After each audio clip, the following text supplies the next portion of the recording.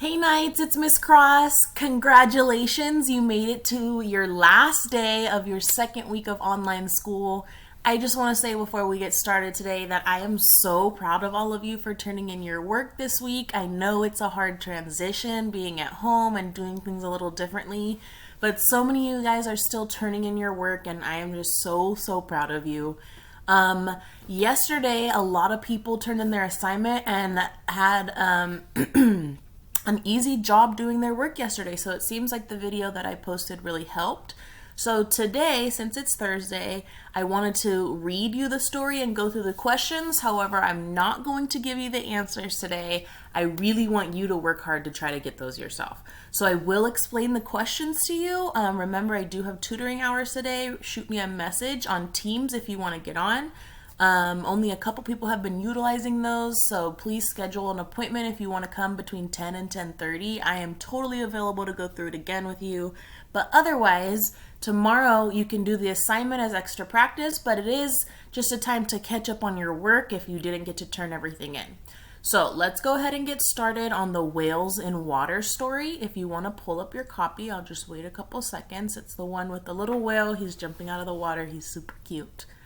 So, follow along with your finger and try to read the words along with me, okay? Whales in water. Whales live all their lives in water. These large mammals are very smart. The blue whale is the biggest mammal of all.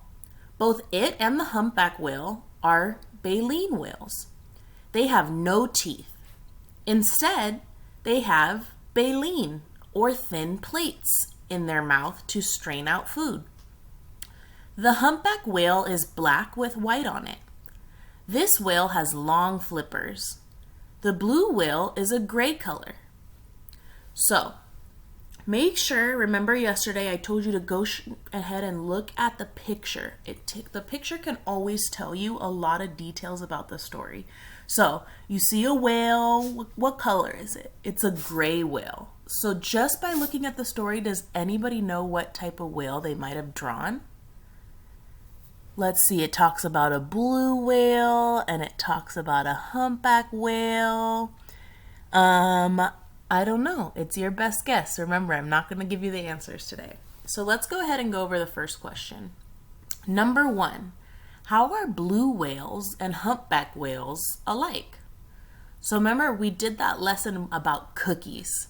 And I asked you to tell me how they were the same and how are they different. So this question is just asking you, how are blue whales and humpback whales the same? All right, number 2. How are blue whales and humpback whales different? So remember, what do they not have in common? Remember, you can always go back up to the story and read about the blue whale or the humpback whale. And number 3, which sentence is most likely true? So remember, there are some that are probably kind of true, but this is a really good question to go back through and rule out any ones that you know are definitely not correct. So I think that you Knights will have no problem getting this done today. You've had a lot of practice with how are things alike and how are they different. And you know the main idea, which could help you figure out what they're talking about. I'll give somebody bonus points if you can tell me what the main idea of this story is. But otherwise, Knights, I hope you have an awesome weekend. Make sure that you take the time to hang out with your family and play with your pets. I know my dogs are making me happy during this time at home. Otherwise, I miss you, love bugs, and I'll see you soon. Bye, Knights.